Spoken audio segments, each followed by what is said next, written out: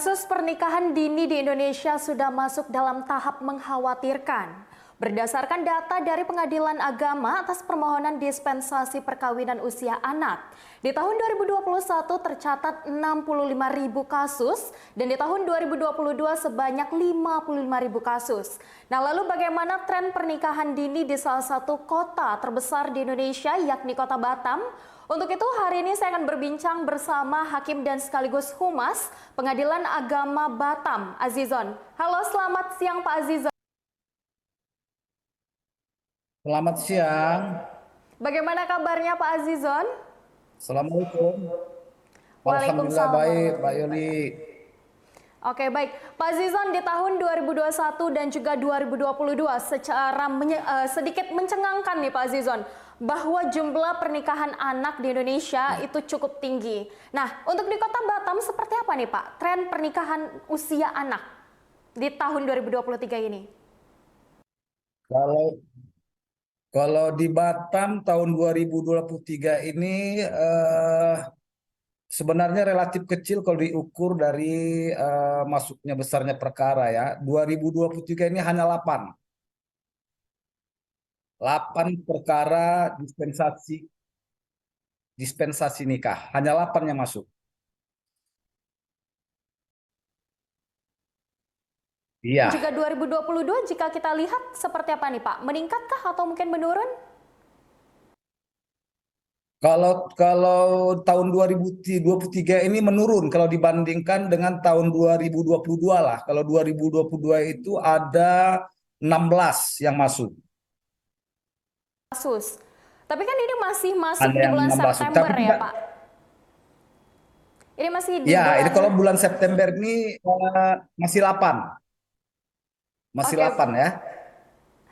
Nah, sampai hari ini berarti ada 8 kasus. Nah, dari 8 kasus ini pengajuan dispensasi menikah biasanya apa Pak? Faktor yang menyebabkan mereka mengajukan dispensasi menikah? Ya, yang pertama itu karena hubungan sudah terlalu dekat, ada kekhawatiran orang tua terjadinya perbuatan yang tidak melanggar hukum. Nah, karenanya buru-burulah orang tua mengajukan dispensasi nikah ke pengadilan. Untuk tadi Bapak sempat menyampaikan Halo? ada beberapa faktor diantaranya yakni adalah kekhawatiran orang tua dengan pergaulan anak ya bisa kita katakan seperti itu. Tapi berapa Pak usia rata-rata anak yang mendaftarkan diri untuk mendapatkan dispensasi menikah ini? Ya rata-rata umur 18 tahun.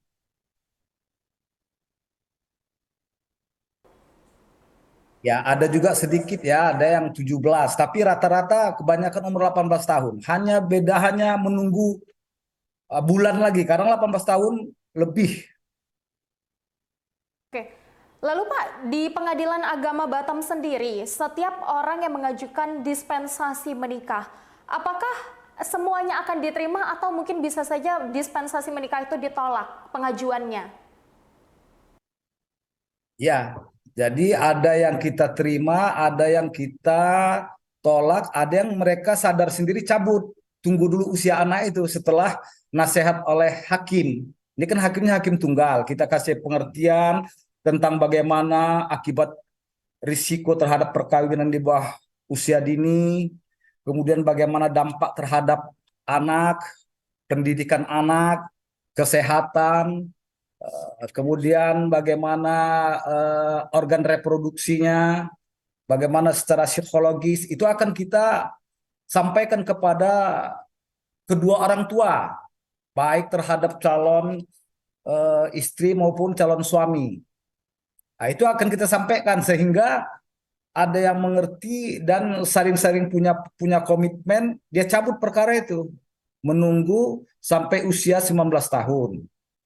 Ada juga yang memang kejadian. Halo, Bu. Ya, halo silakan lanjut Pak. Ya, ada juga yang kejadian memang hal yang mendesak, artinya sudah terjadi married by accident, terjadi sudah hamil duluan. Oke. Berarti dalam ada kasus memang dikarenakan sudah hamil terlebih dahulu dan nah ini dia Pak yang menarik. Iya, Jika usianya mungkin masih di 14 tahun contohnya tapi sudah dalam keadaan married by accident dalam kata arti ini sudah hamil duluan nih. Nah, itu apakah dispensasi pengajuan iya. dispensasi pernikahannya akan diterima atau mungkin bisa jadi ditolak? Jadi begini, kalau yang 14 tahun sih belum ada, ya 18 tahun. Artinya hal yang mendesak itu kita harus dia memenuhi syarat administrasi, ada keterangan dari dokter, bagaimana organ reproduksinya, bagaimana tentang kesehatannya.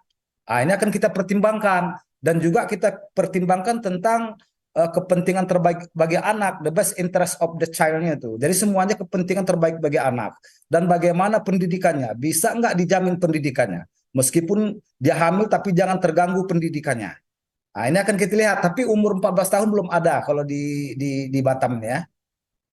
Dari kasus yang selama Bapak ada di Pengadilan Agama Batam nih, usia paling kecil yang pernah mungkin Bapak temui itu usia berapa? Usia 17 lah, 17. 17 tahun. Ada, Berarti iya. hingga Iya. saat ini di Pengadilan Agama Kota Batam pengajuan dispensasi menikahnya itu pun paling kecil ditemui adalah usia 17 tahun ya Pak? Iya, ada 17 ya. Oke. Pak, tapi kan ini ada Tapi perubahan itu kecil undang. ya, 17 itu sangat. Baik, Pak Zizon, Bagaimana? tadi kan Bapak menyampaikan bahwa di tahun ini tuh paling kecil 17 tahun yang pernah Bapak tangani kasus dispensasi pernikahannya. Tapi Ya. kan ini kita ada perubahan undang-undang Ya, nih tapi Pak. rata-rata 18 tahun ya. Yang 17 tahun tuh seingat saya ada satu itu. Kalau rata-rata 18 tahun. Rata-rata 18 tahun. Tapi kan Pak Azizon, kita kan ada perubahan undang-undang, koreksi Iya, jika saya salah, karena sekarang itu batas minimum usia iya, pria ataupun wanita itu di usia 19. Tapi dahulunya itu 16 tahun untuk benar. wanita. Nah, berarti jika misalnya jika kita lihat Iya. beberapa tahun yang lalu dengan undang-undang yang lama sebelum adanya perubahan, ini maka anak usia dini yang tidak ada yang mengajukan dispensasi atau seperti apa? Ya, artinya sudah ini kembali kepada undang-undang itu. Jadi yang sebelumnya itu tidak, yang tahun sebelum keluar Undang-Undang Nomor 16 Tahun 2019 itu malah justru eh, kecil yang mengajukan dispensasi nikah, dispensasi kawin. Begitu keluar Undang-Undang Nomor 16 Tahun 2019 ini kan usia perkawinan untuk wanita itu kan naik 3 tahun. Dari 16 menjadi 19 tahun. Halo? Ya, lanjut Pak. Iya silahkan Pak. Nah, jadi mungkin perubahan itu yang mereka sudah punya, mungkin sudah punya janji-janji. Jadi padahal undang-undang sudah menyatakan umur anak 19 tahun baru boleh mengajukan pernikahan. Makanya diajukanlah dispensasi nikah itu. Itu pun tidak semuanya diterima setelah kita kasih pengertian kepada pemohon sebagai orang tuanya, mereka bisa menjaga anak ini punya komitmen bersama, menyelesaikan pendidikan anak ini dijaga, kita sampaikan bagaimana perkawinan usia dini sangat rentan terhadap konflik di dalam rumah tangga. Akhirnya mereka cabut, tapi ada yang tetap karena menjaga hubungan yang ada kekhawatiran orang tua, setelah syarat-syarat administrasi ini dilengkapinya ya ada dikabulkan. Nah, ini kriteria seperti apa pasangan yang pengajuannya diterima dan juga seperti apa yang ditolak? Yang ditolak, pertama tidak memenuhi syarat administrasi. Jadi tidak punya syarat-syarat administrasi. Jadi Administrasinya apa aja tuh Pak? pertama KTP kedua belah pihak, ya. Kemudian identitas anak, kalau tidak ada KTP, ya akte kelahiran, ijazah, Itu kemudian calon suaminya nggak jelas, orang tuanya nggak datang,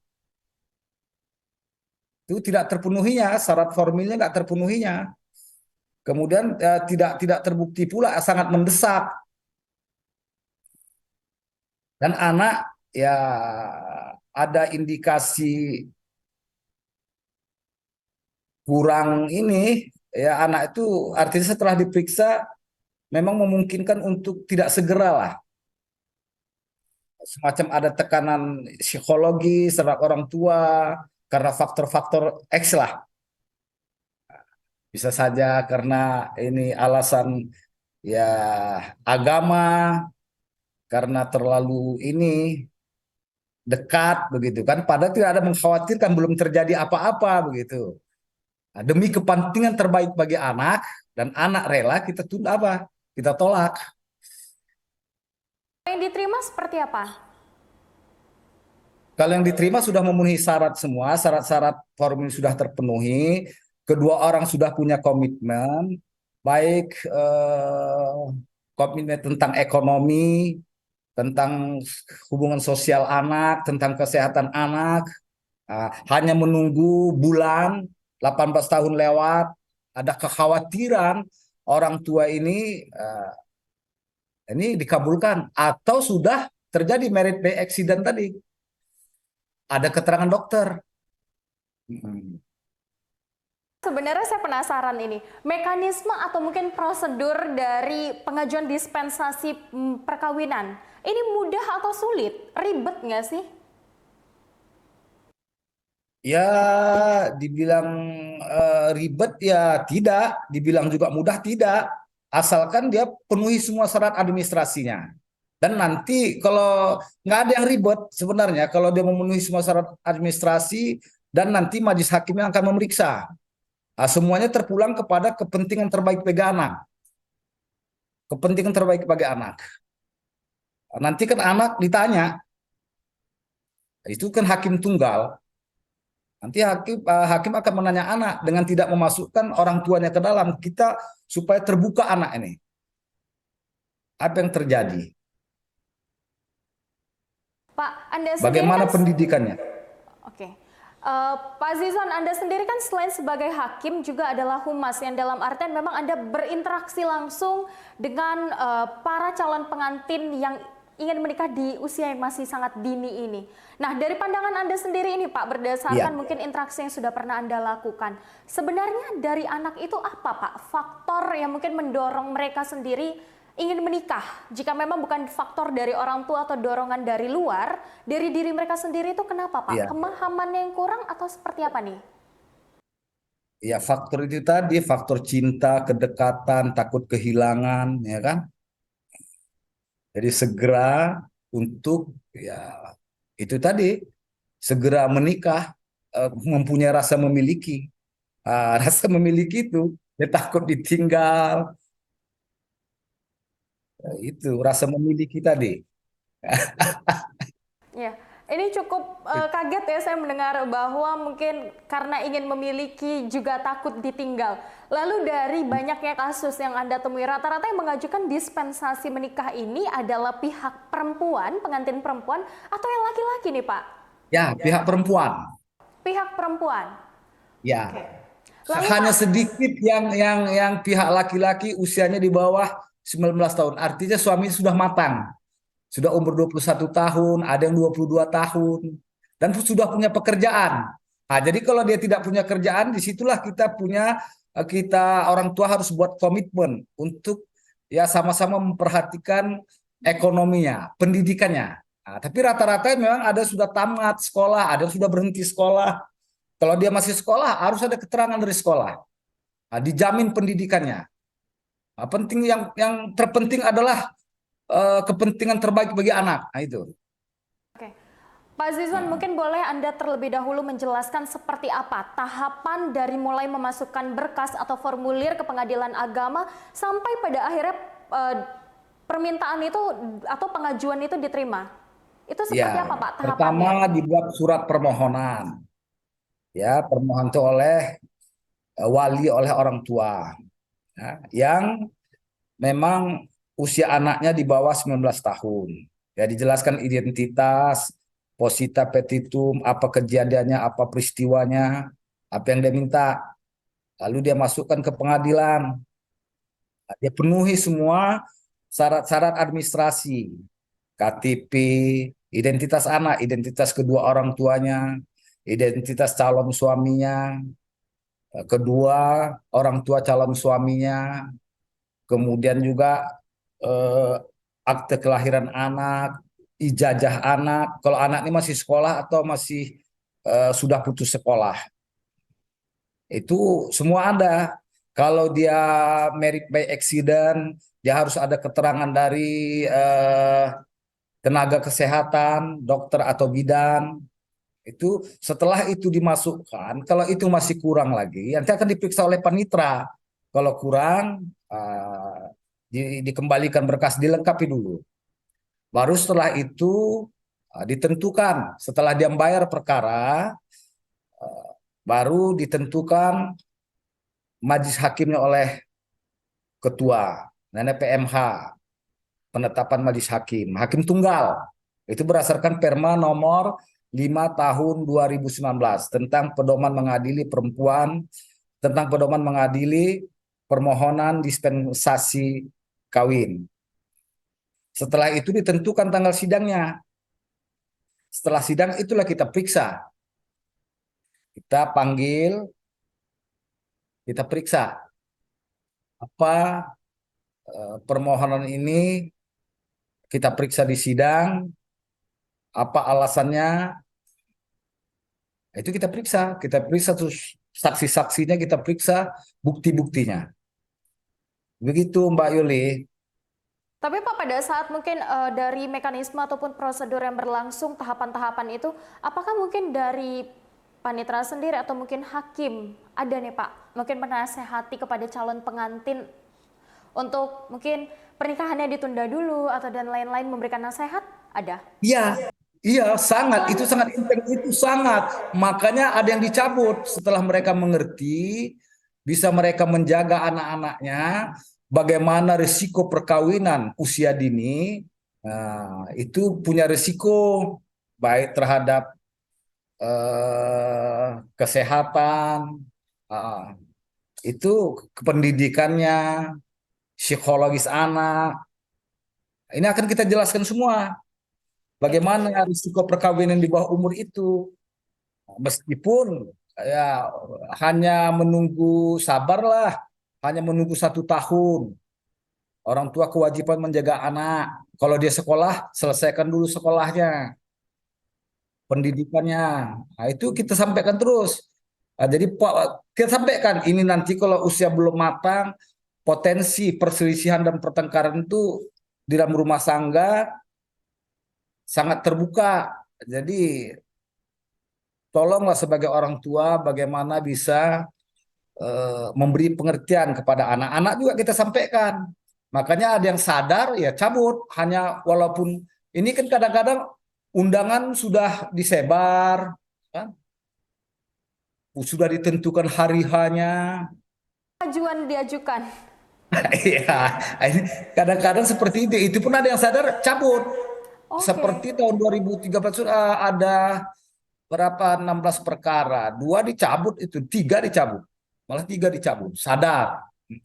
Oh Nah, ya, kan lumayan banyak ya Pak, berarti per tahunnya ada 16, ada 18, dan di tahun ini di bulan September yang masih ada sisa beberapa bulan lagi nih sampai pergantian tahun, sudah ada 8 kasus. Nah, apakah ya, dengan banyaknya mungkin pasangan-pasangan muda yang secara psikologis dan juga mungkin fisik belum siap untuk menikah, apakah ini berbanding lurus Pak dengan jumlah angka perceraian yang diajukan ke pengadilan agama?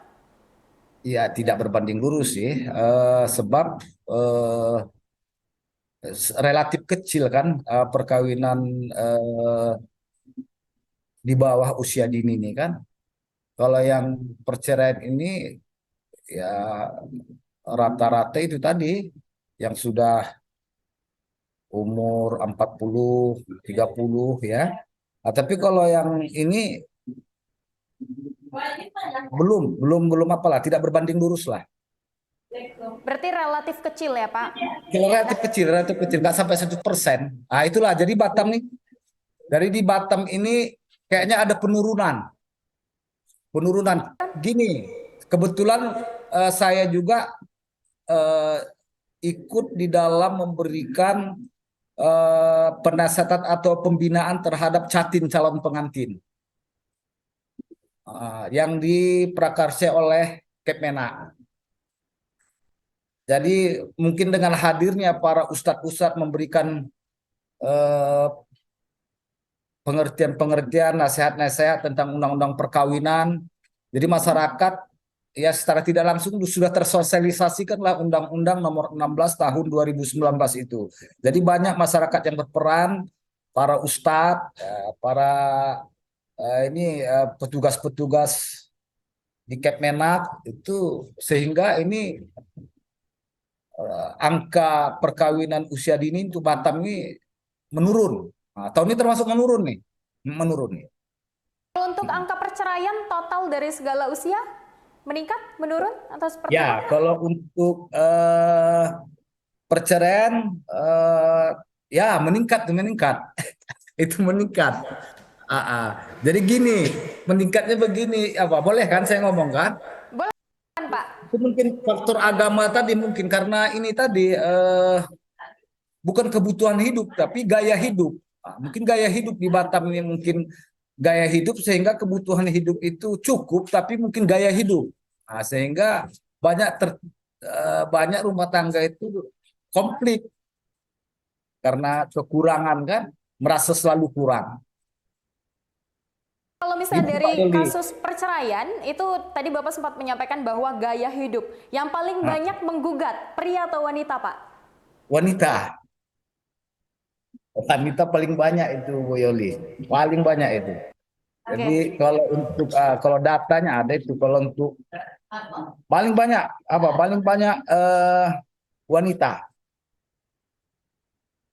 Dari mungkin dari banyaknya kasus yang telah Anda tangani, ini apa mungkin Pak harapan dan juga himbauan terkait mungkin pasangan-pasangan muda dan juga mungkin pasangan-pasangan yang sudah menikah nih? Apa Ya. himbauannya Pak?